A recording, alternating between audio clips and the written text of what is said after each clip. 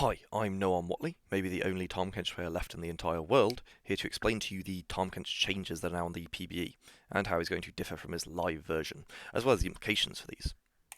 Let me very swiftly explain to you who I am, why you should lend me your ear. I've been Grand Master in EUS for the past 3 seasons, exclusively playing Tahm Kench top, and I've managed to accumulate over 2 million mastery points on Tahm across a couple of accounts. As these would lead you to believe, I am very intelligent and highly qualified in telling you exactly what you should think. And finally, I'm actually quite invested in this. I'm not very good at any other champions, so I'm very much hoping this rework is good.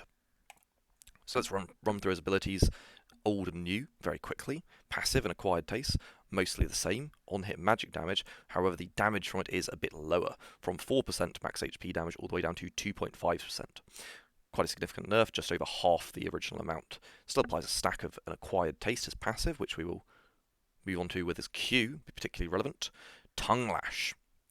I'm going to assume you guys aren't a bunch of fucking nerds who want to read all this text, so let me break it down for you simply. Compared to his old Q, this Q deals equal damage, however there's a shorter duration and less potent slow.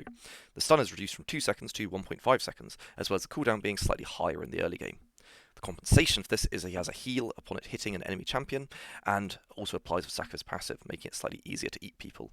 A fun thing to note here is that there is actually size scaling on Tahm's Q, meaning its range increases very slightly as your size increases, via things like Elixir of Iron or Ludo Ult.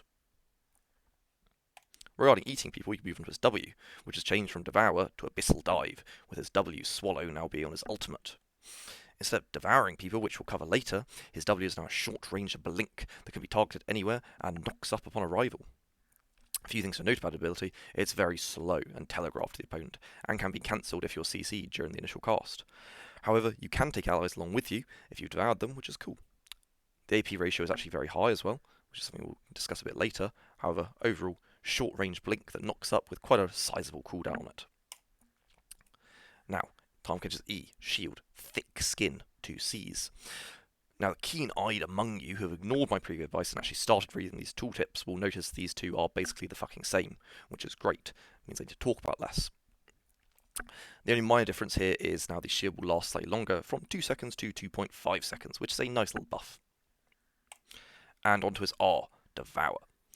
Originally Abyssal Voyage, it's now his ultimate. You still need 3 stacks to use it, but it'll interact a bit differently when you eat an ally. If you eat an enemy, it's more or less the same ability, deals about 20% more damage than the old W. However, upon eating an ally, the slow effect is reduced, and they gain a very large shield, making it sort of like Shenalt. The only difference between this and Shenalt is whereas Shenalt is global, you actually need to be right next to them to use this. And instead of teleporting across the entire map, you make it so you can't really move or do anything, which is great. It's got a very long cooldown too, at 100 seconds, so you'll only be able to use it once a fight, and your ADC will probably really flame you if that one use isn't on them, because they won't get the shield for their entire health bar. What can we learn from all this? Tahm Kench is a bit of a weaker duelist 1v1 due to his reduced passive damage, lower stun duration, and only being able to W people once, but he is slightly tankier due to his Q heal and slightly higher shield duration. His global presence is basically all gone, in exchange for a bit higher low-range mobility with his blink on his W. Eating allies is now very broken. The fact you can give them a huge shield, and you can also reposition them a huge distance with your Devour into W combo. Eating enemies really quite bad now, because it's basically the same thing, but with a 100-second cooldown. There's a bit more of a support for an AP build here that exists in here, somewhere. 100% ratio on his W, 70% on his Q, and a decent ratio on his ult. You could perhaps see maybe 1 or 2 AP items, maybe a Demonic Embrace. However, I remain mostly unconvinced of that. And finally, I've learned I am not actually very good at video editing. This has taken me basically all day to make, and it has been rather horrible. That's the end of the video, discussing the change to Tahm Kench, the River King's kit.